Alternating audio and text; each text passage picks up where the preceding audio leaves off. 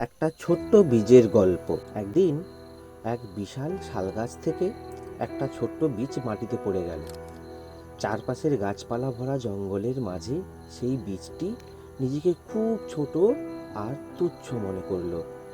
বীজটি ভাবলো, আমি তো এত ছোট, আমার কি কোনো মূল্য আছে? আমি কি কোনোদিন বড় কিছু হতে পারবো? বেশ কিছুদিন কেটে গেল। একদিন বৃষ্টি এলো। বৃষ্টির জল সেই বীজকে ভিজিয়ে দিয়ে বলল, তুমি যদি সাহস করো, আমি তোমায় সাহায্য করব। মাটির নিচে তোমার জায়গা করে নাও। বীজ ভয় পেলেও মাটির নিচে নিজেকে গুটিয়ে ফেলল।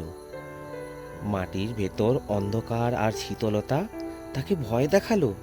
সে ভাবল, আমি তো এখানে হারিয়ে যাব, আমি কিভাবে বড় হব?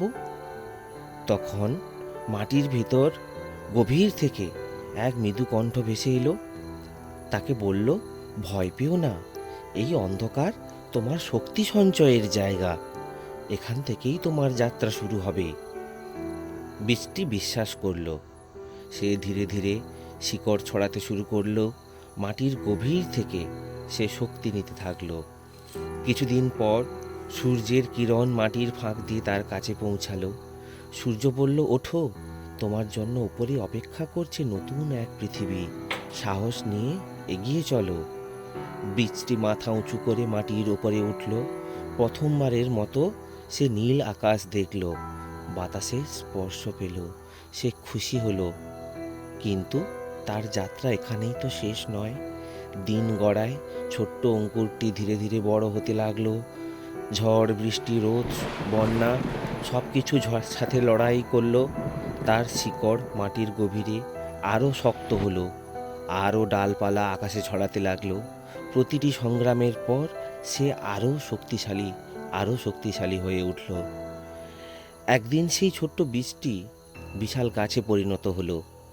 তার শাখাগুলোতে পাখিরা বাসা বাঁধল, তার ফল মানুষকে খাওয়ালো, তার ছায়া ক্লান্ত পথিকদের বিশ্রাম দিল।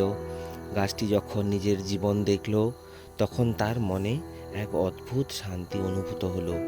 তখন বাতাস এসে মৃদু স্বরে বলল, তুমি কি এখন নিজের মূল্য বুঝেছ?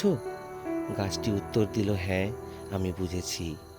প্রতিটি ছোট জিনিসের মধ্যেই রয়েছে অসীম সম্ভাবনা, কিন্তু সেই সম্ভাবনাকে বাস্তব করতে প্রয়োজন ধৈর্য, লড়াই আর এগিয়ে যাওয়ার ইচ্ছা।